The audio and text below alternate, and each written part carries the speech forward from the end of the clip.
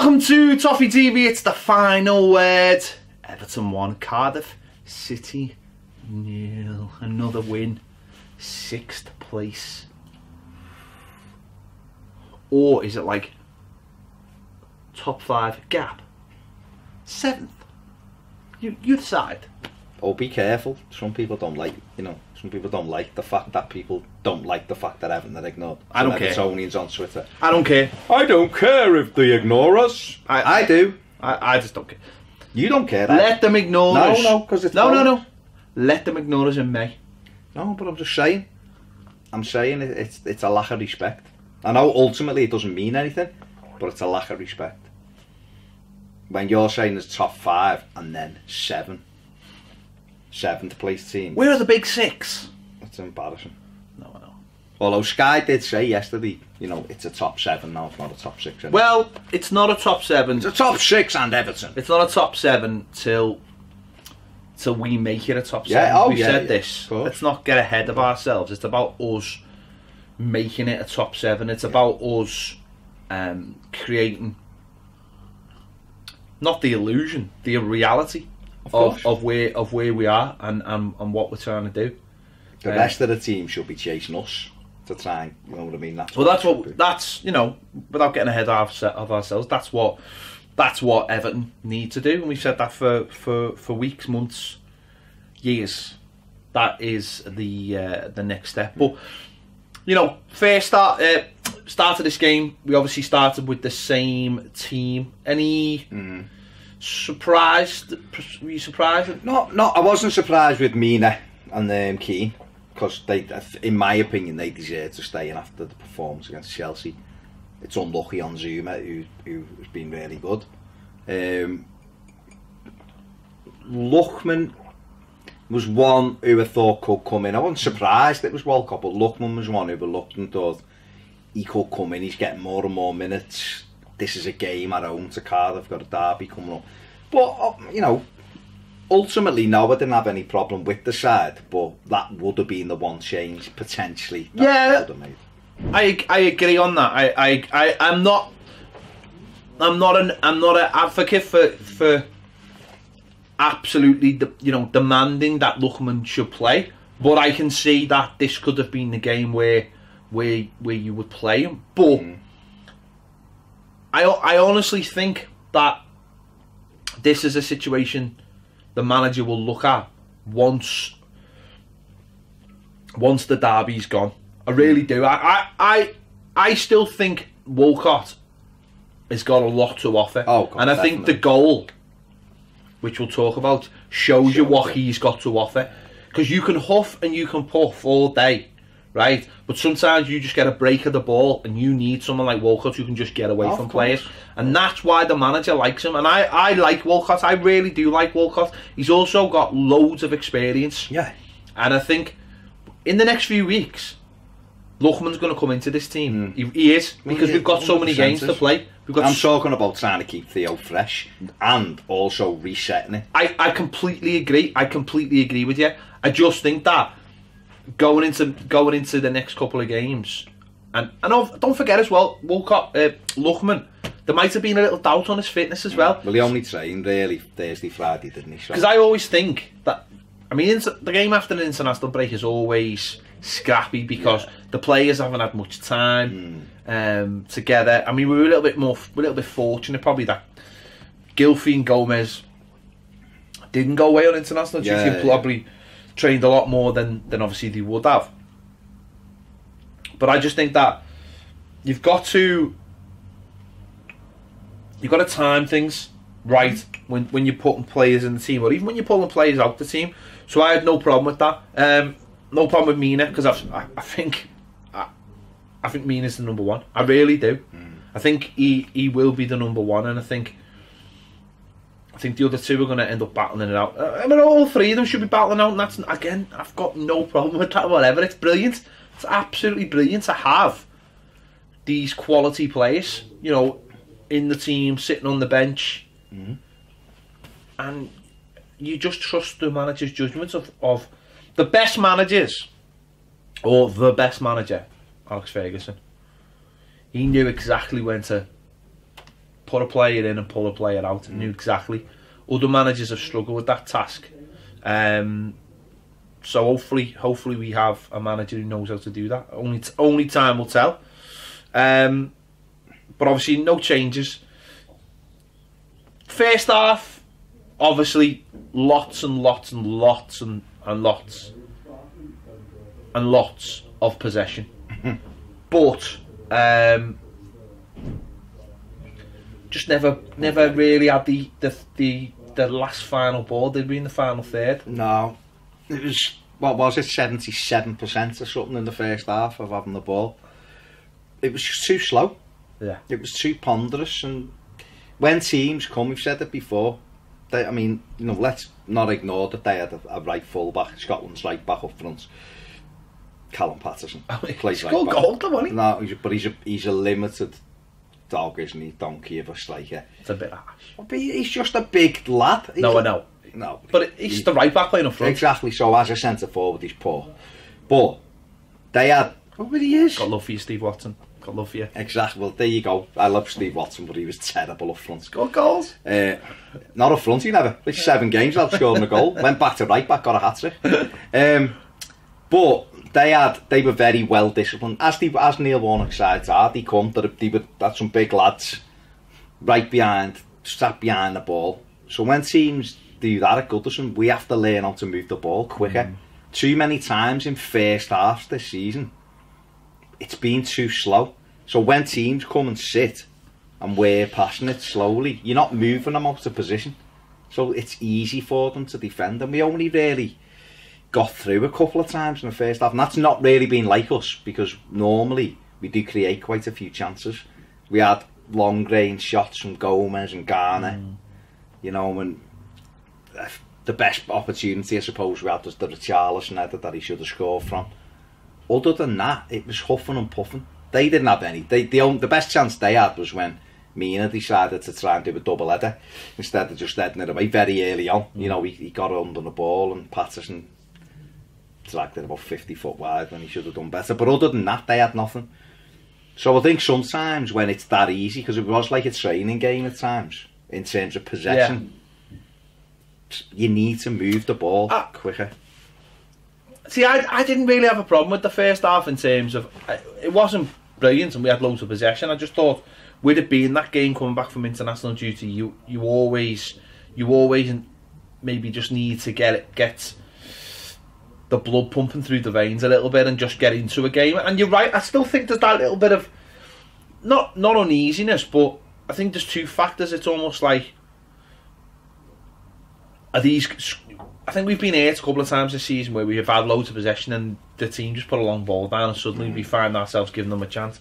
So maybe there was a little bit of like, let's see where we are. And I think footballers, like you just said, when you get into that training game exercise, the pace, they don't necessarily quicken the pace up because it almost becomes like a training exercise. And I think for me on Saturday, I think the biggest problem we had Saturday was that Richarlison didn't look sharp. No.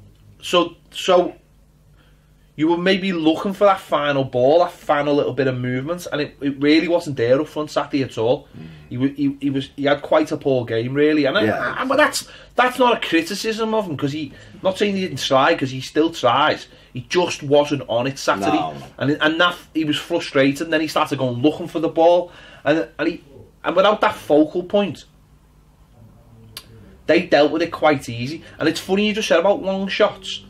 I want us to have more shots. That is a criticism of this team, is that we need to just, in games like this where you're like, you know what, have a shot, because it's good. No, but not just that bad, but it's going to come back to us in about 2 minutes.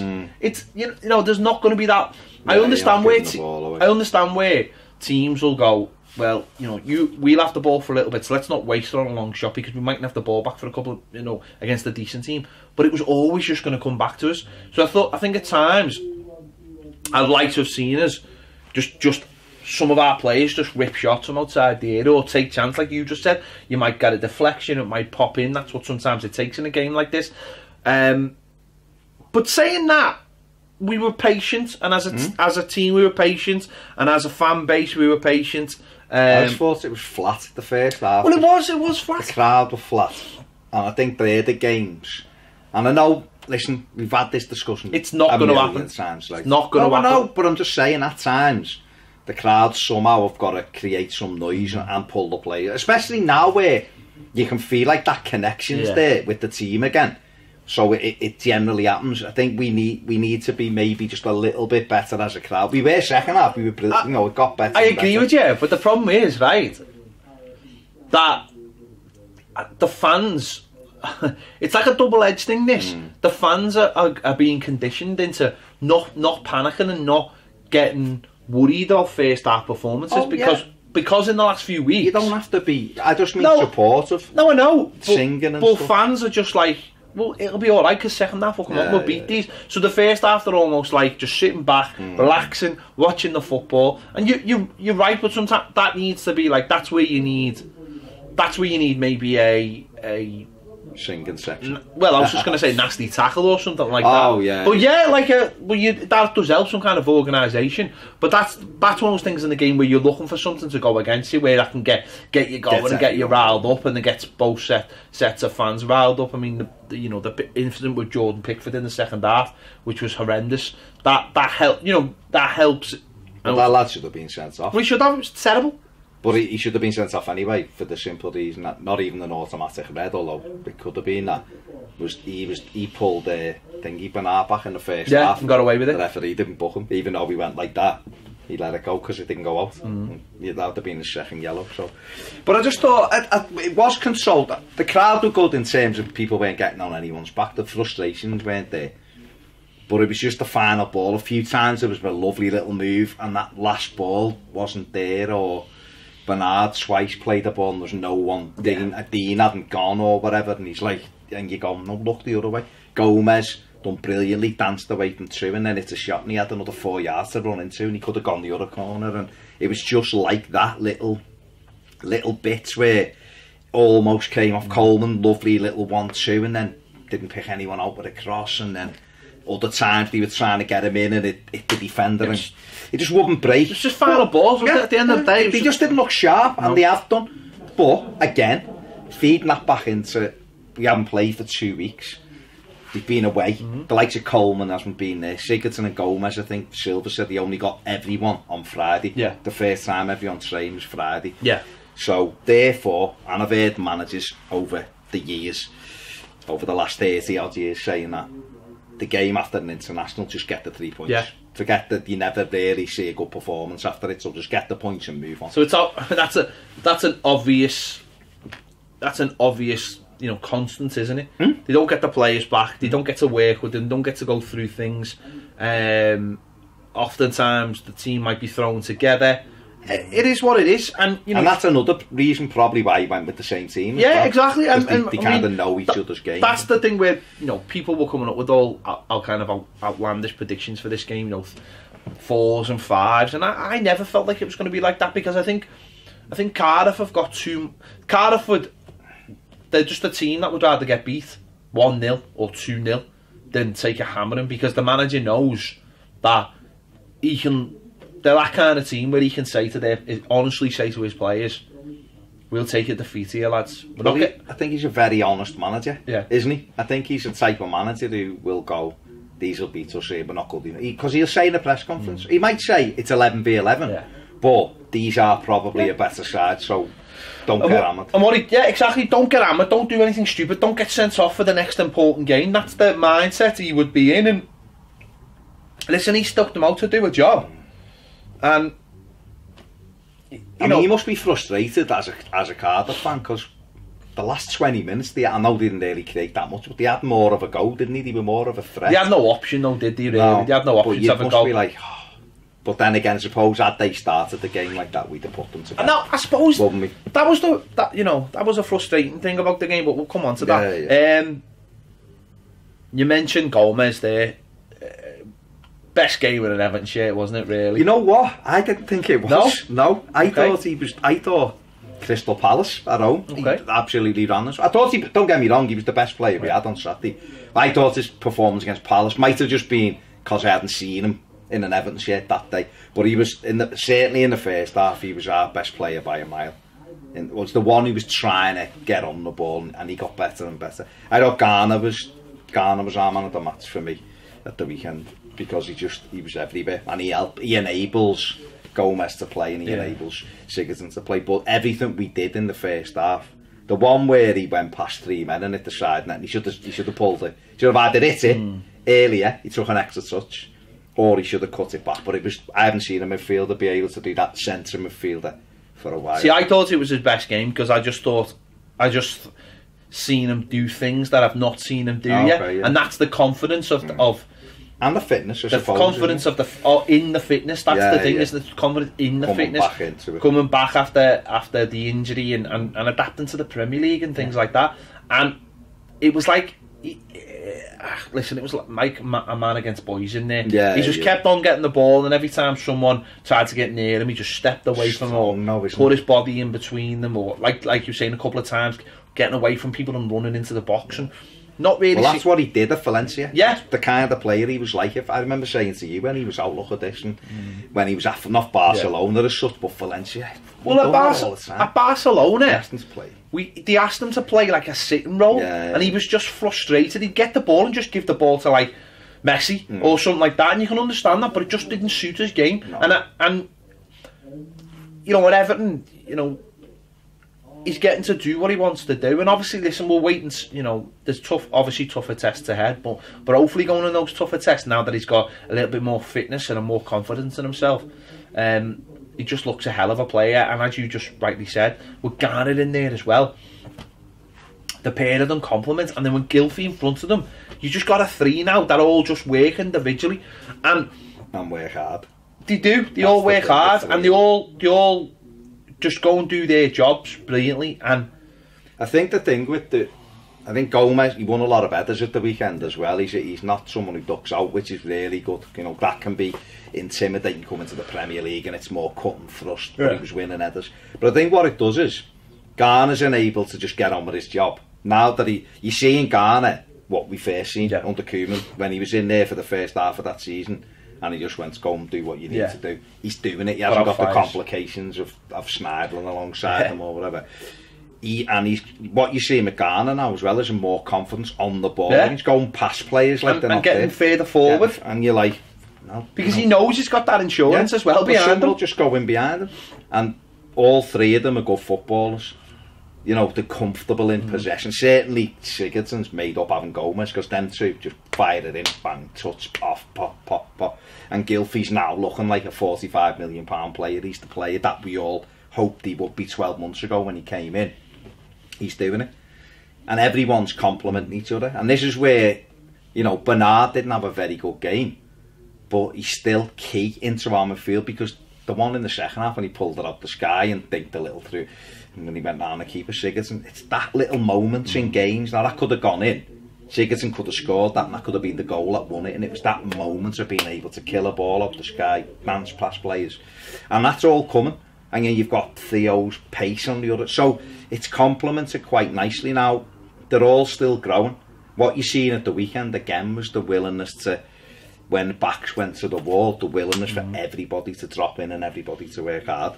And as the first half went on, you seen the little link-ups. People are happy to just take the ball under pressure, get it off. And Gomez is absolutely key to that. He'll go and get it, turn, he'll switch the play. And what he was doing more at the weekend was he was letting people come into him, get tight to him, and he was skipping away from them. We haven't seen that really, and that's, like you said, that's confidence in his legs. Yeah, I'm alright, I'm fit again now. I can bounce people off here, and I'll go toe to toe with you. And it's the amount of time he just nicks the ball away and touches it off before they can get a tackle in. Thought he was excellent. Yeah, he's strong, isn't he?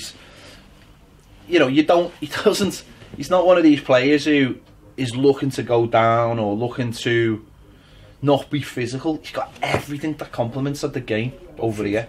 He's just both. I mean, the comments we've heard suggesting that, certainly from Brands and from Silva now, looks like, you know, the really want to push that. Hasn't Brands just done an interview with a Spanish newspaper as well?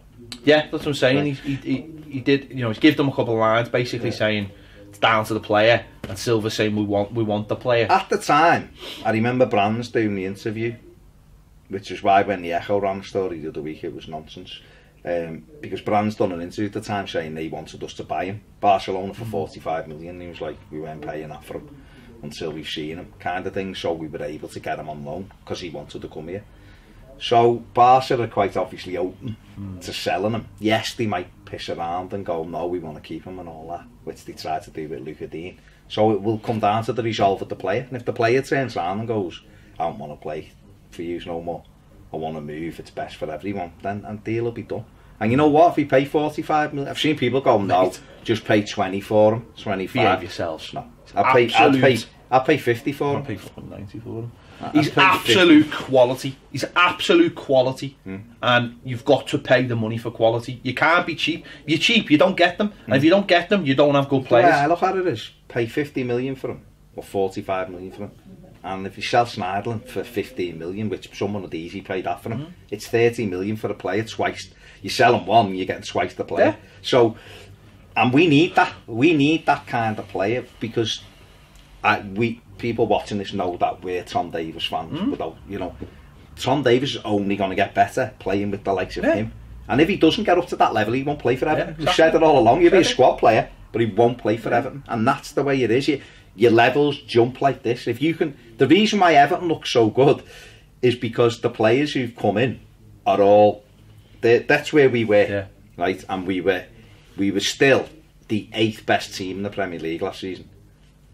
You know, because we could win games, basically. Because we had like Rooney and people like that, we could win games. As a team to watch, we were shocking, but we had enough quality. We've brought 6 players in, and those 6 players have took us to there because all of them are quality. Luca Dean at the weekend wasn't fantastic.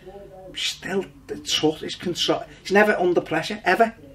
And you think someone's beating him, and he just gets back and takes the ball off them, and you're like, oh, it's like having Baines again. It's fantastic. And Mina, okay, started off a little bit shaky, but he's going to get better. By the end, he was well, in the first half. What was he doing in the second half? I don't know, the first half. He brought the ball from the edge of our box up to laid it wide and just went and stood in the middle. And we didn't cross it, he was just in there like that, and we were going, cross the thing for ages. And then why was he on the line? And he's going like, why was he on the line? When we scored. When Gylfi. Oh, when he got kicked off the line. He was on, like, literally standing on the line. No wonder, because he gets goals, mate. He wants to score. He just went like... Because he probably thought, you know what? God. No, mate, you've just got to get used to it. And what he does is he confuses the others, because they probably like, what the fuck? But no, that's why I think... They're the people like Gomez, they're the people you've got to be in the market for, you know. And as you said... The Brands have said it's down to him, essentially. He said, we want him. We want him. We want to buy him.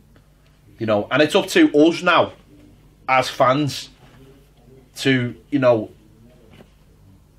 whatever happens, he's a quality player. Make sure he knows that he's a quality player. You know, I think, to be honest, mate, so far the fans. No, I know, but I'm just saying. No, I know. You've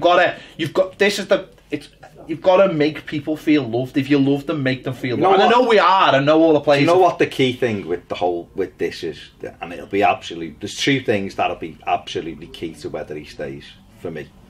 One is he said himself he hated it at Barcelona. Yeah. Didn't like it. Didn't want to go out on the street in case people gave him stick and said it was a nightmare. So that, first of all, you've gone somewhere and it hasn't worked out to the point where you think it's a nightmare to play for that club.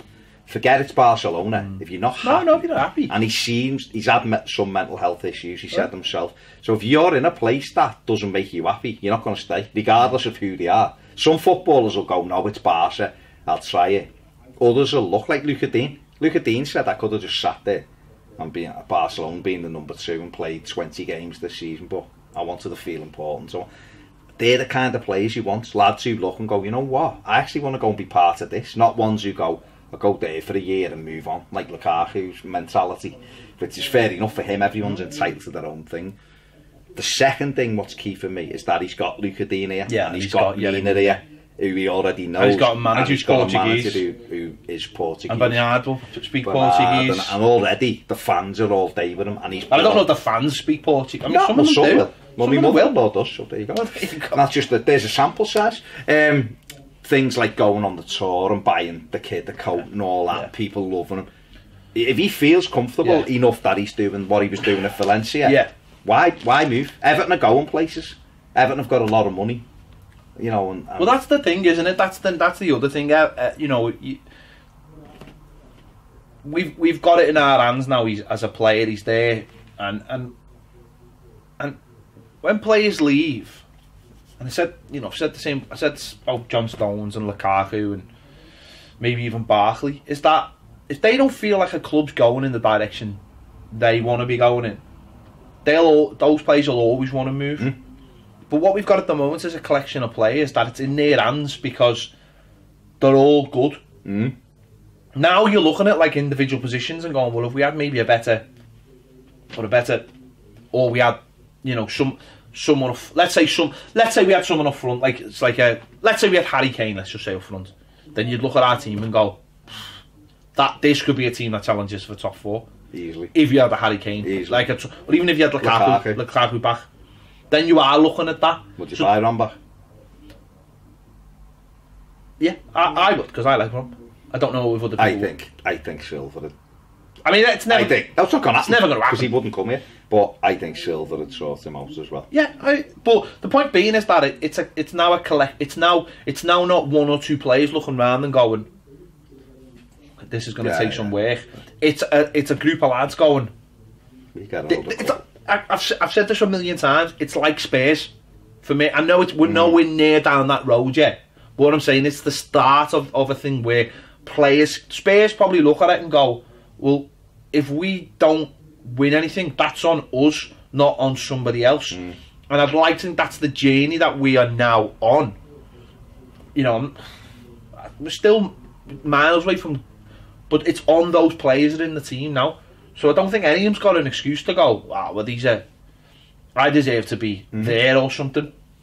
So it's characters as well, don't forget. This is what David Moyes was brilliant at. This. It's on a different level, it's on a lower level. He'd go and look into the background with everything, because you're coming into a dressing room, you're going to add to it. You're the kind of lad that's going to come into a dressing room and go, oh, that's all right, this for the year, but then I want to move on. No, and that's why we had Arteta for 5 years, and we had Cahill for almost 10 years, and we had Tim Howard for 10 years, and we had Jagielka and Baines, and because all of those lads come in and done something together, which was put Everton. What they did as a collective, if that was happening now, we'd all be lauding it. Because it's the big six and blah. If Everton were 5th and 6th all the time, everyone would be dancing, going, well, yeah, now can we do this, now come. So he was able to get a group of players who all went, you know what, we're all in this together as a group, and the odd one like Lescott might have gone on, or you don't mind losing one's or Marouane Fellaini stayed for 5 years. You know, a player is coming from abroad with an idea of wanting to play for United, he still stay for 5 years.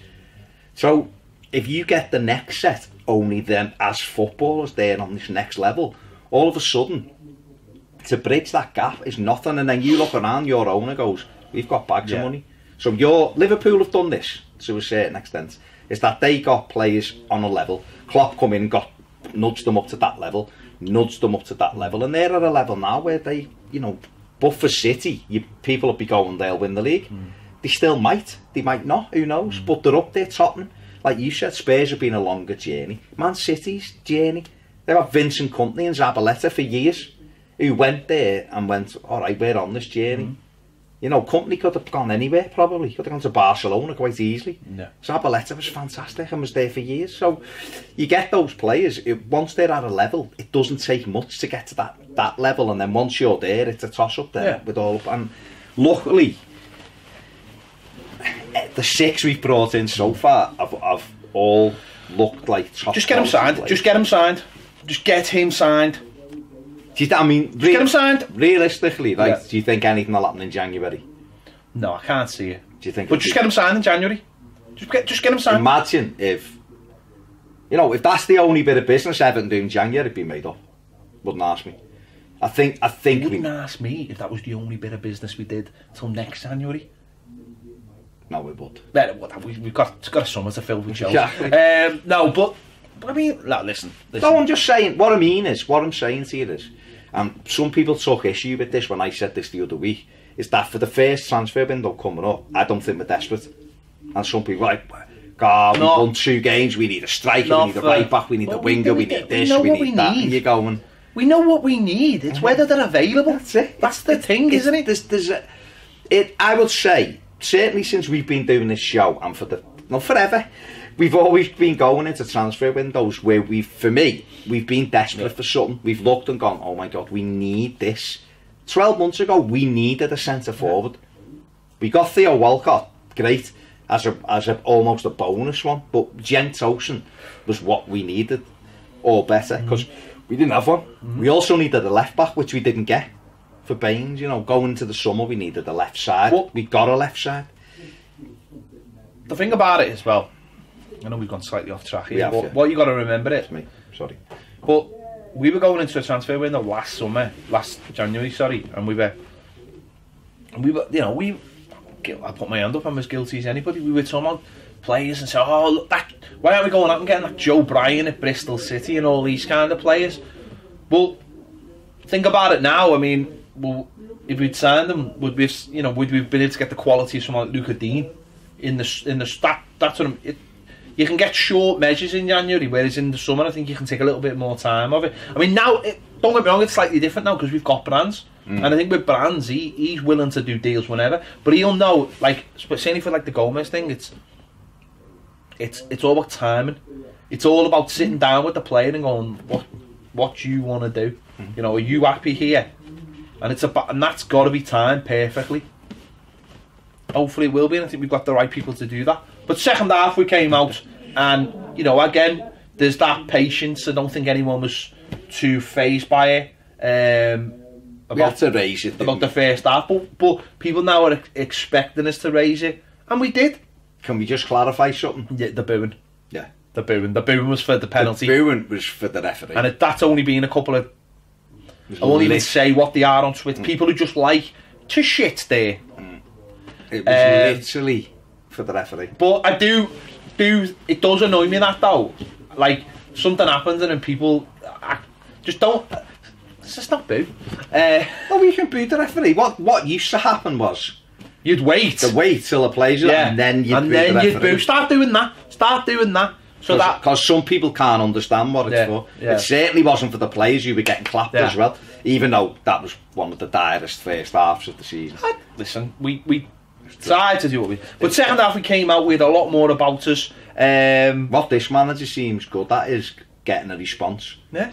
Really getting a response. But do you not think that? Do you think there's anything in the fact that second half we're stronger? Almost like I'm not saying he's asking them to conserve their energy in the first half, but I know it's difficult to say that, but it almost feels like first half we prod and poke, and then second half we cut them open and start doing a bit of surgery. Yeah, maybe. I mean, it'd be difficult to say that that's a game plan. Don't because you want to go out and win the game as quickly as you can. But I think what he seems to be very good at is assessing what's gone on in the first 45 minutes and going, right, this is what you need to do. And he might say to the players, patience in the first half. He might go out and go, be patient, pop it round, see what's what, let's have a look at where they're open. And for, you know, he's looking, you can see him, he's in the game all the time, he's on the touchline all the time.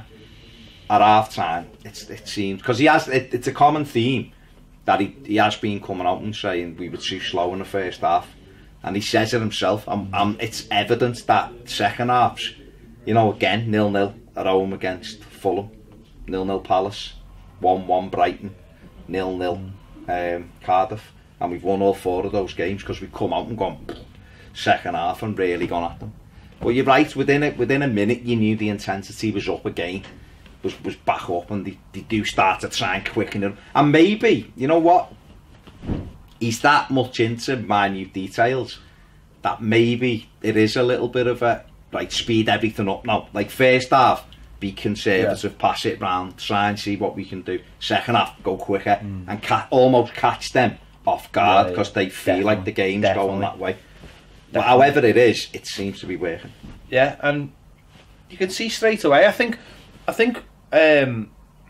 one of the big things is, I thought second half, and I'd like to see more of this, and I'd actually been talking about this at the match, is I think in the first half what we lacked was Gylfi making runs into the defence. Now maybe the space wasn't there, but I thought that was something that was a lot more obvious second half, and obviously in the two big chances. Well, I'd say around, to me brother-in-law and mates and that, and said to them, we miss a Kale in this game. We miss someone coming from midfield and arriving late. I think that's what we miss all over. When Richarlison's not in games, we miss someone else in the box. And I just thought second half, Gylfi started to really bust the gut to get in the box. So for the one where he went round the goalkeeper, he almost arrived. You watch that. He arrives late. And we've seen that with Bernard before, where he's coming from behind, but he's bursting to get into the box, and he arrives late, and that takes everyone by surprise. I mean, don't get me wrong, Gylfi was boss all day. He gave that to Everton. What's his name? Who? The other Icelandic fella? Oh, Gunnarsson, yeah. We had them all day. Oh, all day. It was even like just touching it by him, and when he thought he had it, nipping sorry for him. Yeah, he would have been better as an exit in that Viking programme, honestly. But all day played well. But second half, I just thought he started to make those runs from midfield, and that's what we'd been missing. And that's for me what changed it up a little bit, because they just couldn't handle that run. No. Because Gomez was just prodding and poking, and because Gomez it allowed Gylfi a lot more time and space, and second half he started utilising that. So the one where he goes round the keeper, it's funny because I actually thought that, I know it wasn't, I'm not saying it was a heavy touch, but he didn't actually have to go round the goalkeeper. If the control had been tighter, he could have just put it past the goalkeeper. But the fact that he did that little tap off, which he'd been doing all day, it sent him round the goalkeeper, but it just allowed that defender enough time to get back. Whereas I thought if he took the ball maybe the other way, closer to him, he could have just stroked it home. But I mean, that's there. But for the goal, the touch though by Bernard for that. Oh, I know, yeah. All come out the sky, he was killed, and it was the little no eyes. Yeah. And that's brilliant, because that's what I'm saying about unlocking defences, is that Gylfi's made that run. I think he's level with Bernard when Bernard pulls the ball down. So he sprints past, and they're looking at Richarlison, obviously. Yeah. And Bernard. But that's why Gylfi's got to do more of that. I'd like to see Gylfi start to make more of those runs, because I really do think it's the one thing we need to start doing more of having that late run into the box. Garner could do it as well. You've seen him get in and around, but Gylfi obviously has got the talent to get that ball, and we've seen it. We have seen it a few times this season. That's why he's getting more goals. That's why he's getting into the areas where he's a danger now, and people are starting to pay. He shifts the ball so well. The one before he'd scored, when he just got cut back to him, when he put it over, he just shifted it, and that lad was like, "Where am I?" Absolute quality. His level's gone. I've said it since day one. He's absolute quality. You said it before. You put better players around him. He's got better players. We've seen it last year with him and Rooney. Yeah. The interchanges. Neither of them was the same, and the other one wasn't. Yeah, exactly. Really. But the goal, talking about the late run, as we mentioned before, it breaks off one of the scrappy money. Well, it breaks off one of the players, and Walcott's just faster than everyone else, and that's why he's in the team. He's ready for it, though. He is ready for it, and he hadn't had much of a game up to that game. He'd been unlucky at times. They kept on trying to play that ball, the little one, so he could get out to in through between the full back, and it just never came off. But this is where you'd see. If Lookman picks that ball up, he's not going to go straight, and he hasn't got the pace to go straight. He would have done what he would have done, but that's all about pace. And listen, he's confidence. I don't think confidence is massively high with him. She's just trying to hit the target. He does. Keeper pushes it to Gylfi, and Gylfi, if you watch it again, all the time, Theo's got the ball, Gylfi's screaming for it. He's saying pass it inside all the time, so he's ready for it.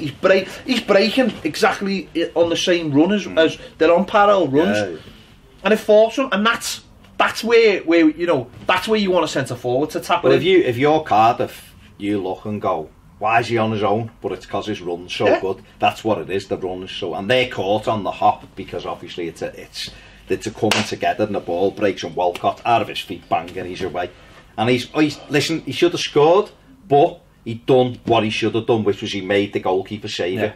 and he went across the keeper. If he's confident there, if he's on a good run, he bends that to the other side of the goal. He doesn't go across him, he bends up, but he's not, so he's trying to just get it on target.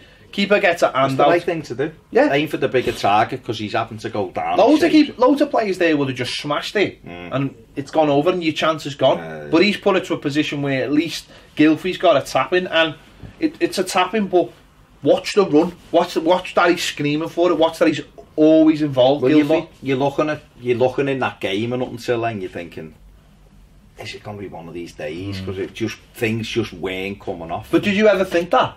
No, I thought I thought we'd win it. I just mean you want that first goal to build, don't you? But it was a good goal because of the run. You know, we pounced upon a chance, and that's what good teams do. They don't always win. You've got to find different ways to win, and I think for me the key is what's happening now. And listen, I've said this before. It'll go like that this season.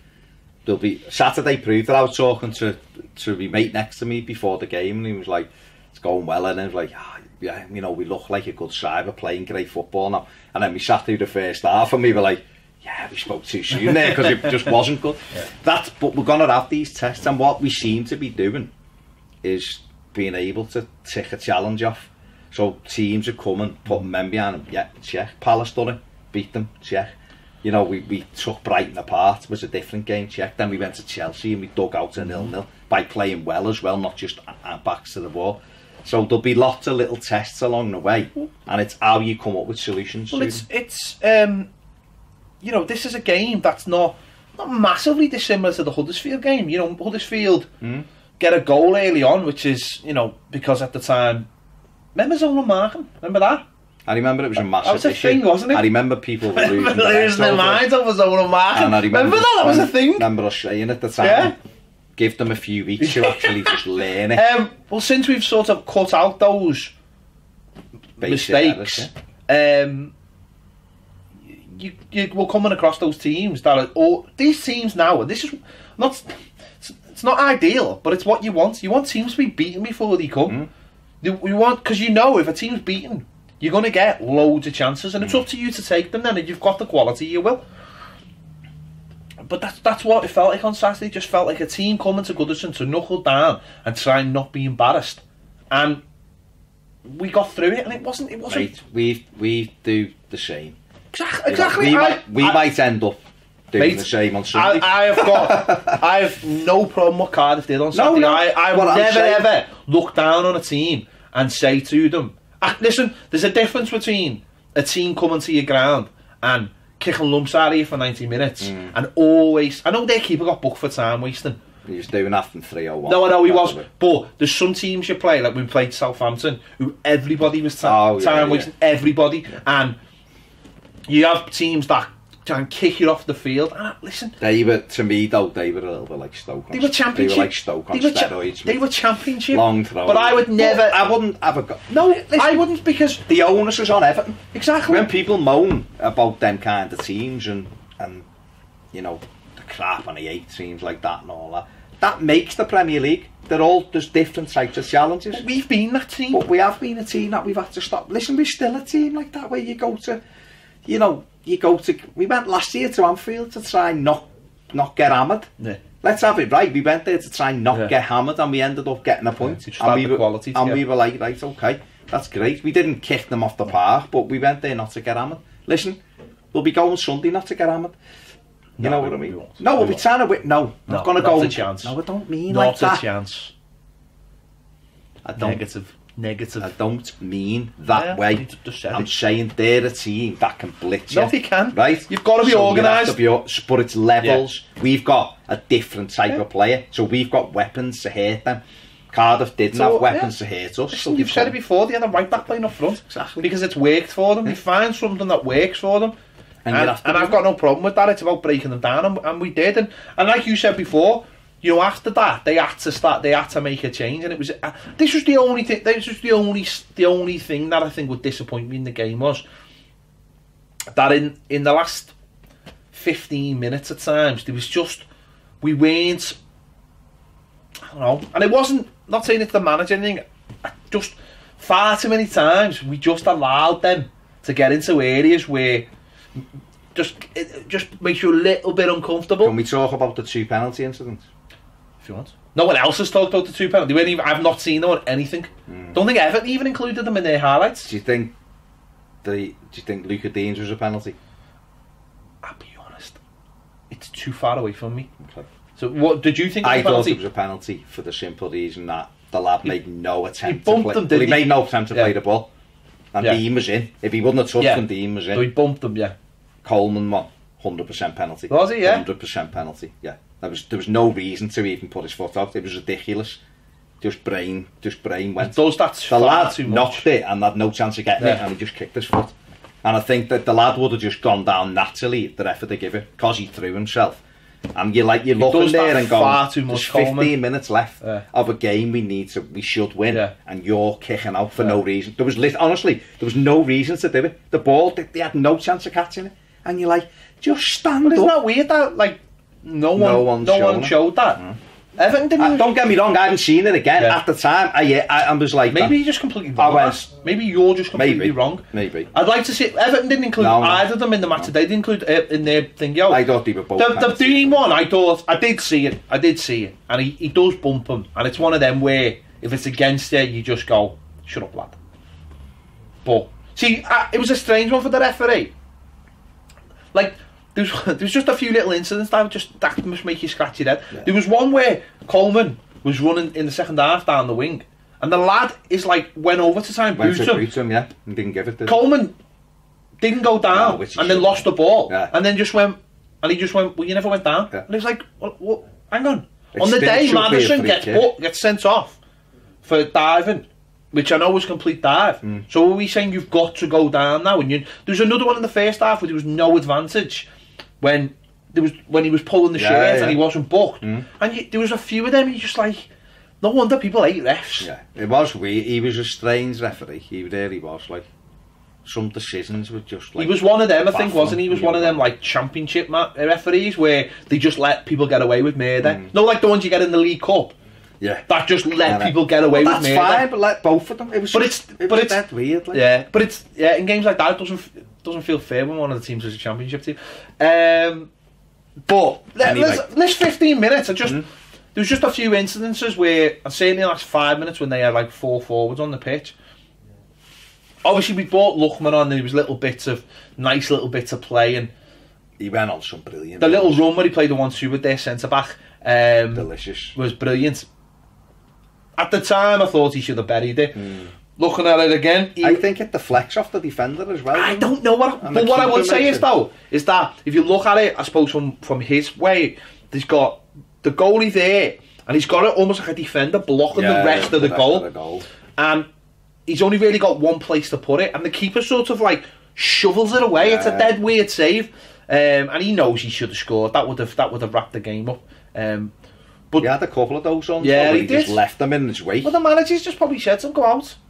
These are no better than Garmoria. He was just go out there. It's tough. He moves the ball so quickly. That's what it is. I think what the manager must probably just tells him is, just go out there and be you in the final third. Yeah. Stop worrying about everything else. Just go and be you, what you do for the under-21s. England and 21s, we've seen him play. Just be you. Doesn't cross the ball, does he? No, he's not a crosser. He's not a crosser. He's a number 10. I've always said he's a number 10. Don't just go and be yourself. Change the game up. Theo's a runner and a crosser. He's a dribbler, but it's not even. It's that kind of dribbling where you go, how did you get past pulls people tight to him and then goes and then moves. Yeah, he's fast with the ball. He's not, I wouldn't say he's lightning without it. No, he's not a sprinter. He's not slow, but he's not a sprinter. I was just a little bit annoyed in the last 5-10 minutes how we kept on just not keeping possession, trying to be too clever. We missed chances though, didn't we? We had the one where the Richarlison should have scored when he side-footed it. The keeper saved it. He should have hit through it. We had the other one where Tosin plays it wide and then gets baby a foot. Great touch that actually. And I think because it deflects, he doesn't hit it well enough, and then the Richarlison almost gets a nick on it. And then falls down on his head, and then the game. It's because the fella did. Brilliant way you get the game. It's because the fella went like that. The goalie brushed past one of the worst injuries in football. Well, no. Yes. then the wrist is the worst. Had it for a year. Never quite got over it. But you're right. We give them opportunities to you know. I mean, Pickford made one save from Camarasa. Yeah, it was a good save. The lad hit it well. Everything else was no, but nearly. What I'd say is we give them opportunities to score the kind of goals that they could have only scored. So set pieces and throw-ins that you just want that. It was just it wasn't like it was just silly little things like the worst one was injury time. Pickford had the ball. Yeah. Does the lad who can probably put it in the freaking bar in the street end or something. Hits it with and it goes up in the air. Garner gets it and tries to dribble and gives it away, and they break, play a ball over, and you get a corner, and you're going, you've given that away in injury for no reason. And Lookman did it on the other side as well. Lookman had the ball and he smacked it at someone, and it just sort of bounced off, and the next minute they're playing and because our team's set up to go forward, and you're just like, well, someone just put the foot. It was like, and the Garner challenge in the corner. Yeah. When Dean's done brilliant, he's ushered them out. The lad's running out of the room, and Garner goes. We've got all these players now who can. I was sitting there going, first half, we've kept the ball and had 80% of the possession, and yet we go 1-0 up and we keep on giving the ball away. Yeah. It's like just. I know they brought more players on, and I know they were. They stepped up a bit. I know that, but just keep the ball. It was us giving the ball away. I mean, we had it a few times, and this is the thing with Gomez, is that about 3 times we had breaks on and he over it. The one to Dean, when Dean's clean on the left, and he smashes it, and you're like, why don't you just pass it like you normally put it into the space? He just drove it with his foot out, and you're like, that's why I think he wasn't as good as against Palace. But there was those opportunities where it nearly came off. It was like you're running and. But that was my only criticism. I've got no problem with anything else, really. You know, saying that, we defended most of the stuff. That's good, though. Really that's the test, isn't it? Yeah, I know we brought on Zoom and we went to 3 at the back, and I know some people go, "That's if Sam Allardyce would have done that." Whoa. But don't care. But he brought the 3 on, and he went, "Well, hang on. They've got." See, what I thought they did quite well as well is when we had corners, they kept 3 up front. Been saying it for ages. They kept 3 up front and just gone. Well, and I know that creates, if it's a good delivery, it creates more space in the box for you. But how many times is that really going to happen? So they just went, well, what we'll do is we'll stop you bringing Mina up, and we'll stop you bringing Keane up, and we'll stop maybe, whoever. Well, we had our centre backs in there. It's just that we had to leave like Dean and Garner and Coleman. We had to leave 4 men. Dean's one of your set piece takers, so they've turned things down. But that's what we should be doing. Against teams like that, whose only threat is a corner. Bernard, halfway line. Walcott doesn't win a header. Bernard's never going to head a ball. Get them on the halfway line. If you put a 3rd one on the halfway line, so you won't put the Charleston up there because the Charleston's good in the air, so he stays back. But if you put 2, they have to leave 3. Yeah. So straight away the box is a little less congested. So your people like Mina and Keane can go and attack the ball. Where early on in the season, everyone, well, even Saturday, everyone's in our box. They're not helping. No, they're just making it harder to defend. So that was good. That we got through it. Anything that come into the box, we dealt with it really. The only one they won was off the free kick, which Garner gave it, and he wasn't even close. It hit him on the 50 They're the ones where it only has to bounce around a bit, and that's how those teams are getting the results off you. Like the worst one for me was the one that come in before that, and their number 4 headed it down and it bounced in our 6, and we someone one of our players went to swipe it and missed it. I think the Charles and whacked, and you're like, that happens. They're all challenges that you've got to get over, and we did, and we hit the 3 points, and listen, 6th place, not going to argue with that, and now we've got a week to prepare to go to Snake Mountain, not his castle, Greyskull, that's where He-Man lived, Snake Mountain, and we go, listen, go there in a good frame of mind. We've 4 out of 5, 4 clean sheets in the last 5 games. We've won 5 out of 7. We're up to 6. We're scoring goals. We scored in every home game, haven't we? And I think we've had a decent result at Chelsea last time out. So we've got the players who can hurt them. They've got the players who can undoubtedly hurt us. They're a good side, but a lot of teams have. have gone and caused them. Watford should have had a penalty at 0-0 at the weekend. Stonewall penalty.